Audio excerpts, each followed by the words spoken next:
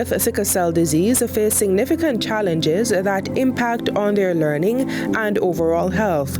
Sickle cell disease, SCD, is a genetic blood disorder affecting millions worldwide, with symptoms often manifesting in early childhood.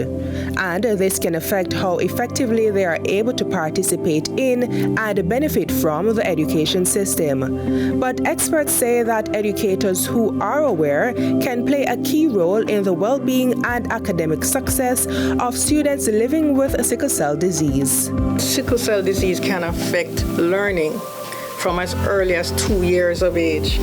So when babies who are affected come to primary school, they may already have problems.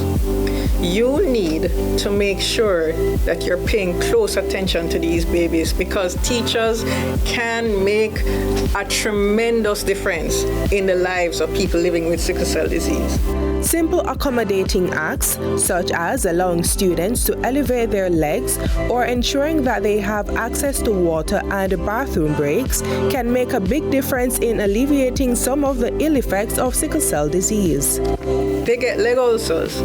These ulcers can take months, if not years, to go away. And what does the teacher say? Come back when your ulcer is better. In other words, forget education. You won't be able to look after yourself when you're an adult. No, let them come to school. Let them elevate their legs so that the ulcer can heal, and let them learn. Children with sickle cell disease need to keep drinking a lot of water, because if they get dehydrated, they might get painful crisis. So let them drink the water in class and let them go to the bathroom when they need to. One side effect of sickle cell disease is what's called pain crisis. These periods of intense pain, which can last for any length of time, happen when sickle-shaped red blood cells block blood flow through tiny blood vessels to the chest, abdomen, and joints.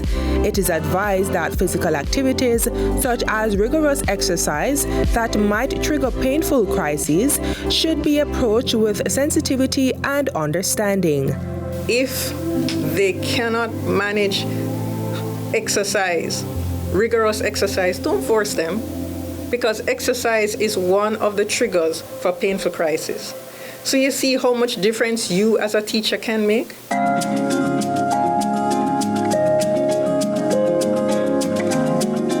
One of the most significant challenges of persons living with sickle cell disease is that they face stigma. The community, and particularly the church and school, can help fight stigma by showing compassion and empathy. This will allow persons living with sickle cell disease to achieve their full potential. The stigma is usually due to certain physical attributes that children with SCD generally have, but teachers can help foster understanding and provide emotional well-being in the classroom. They may have yellow eyes. They may be very slim. Other students in the class can tease them. There can be stigma right there in the class. You as a teacher need to help other students be compassionate towards these children with sickle cell disease. In school, these students who are teased usually feel humiliated and suffer low self-esteem from such experiences. And this can result in, depression, loneliness, and withdrawal. So there are those persons who do not socialize, hence the need for a support group. In order to combat the challenges, there is the need for support, strong support. You may have heard that children with sickle cell disease get a stroke. That is true, up to 12%. But there is 25% that get what we call a silent stroke. What is a silent stroke?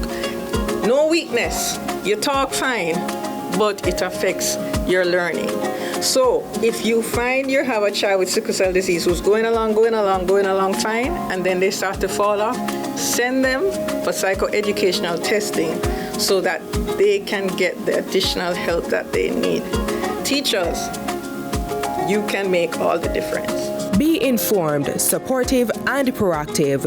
Empower every child with sickle cell disease to achieve his or her full potential. For For more information, call the Sickle Cell Unit at 876-927-2471.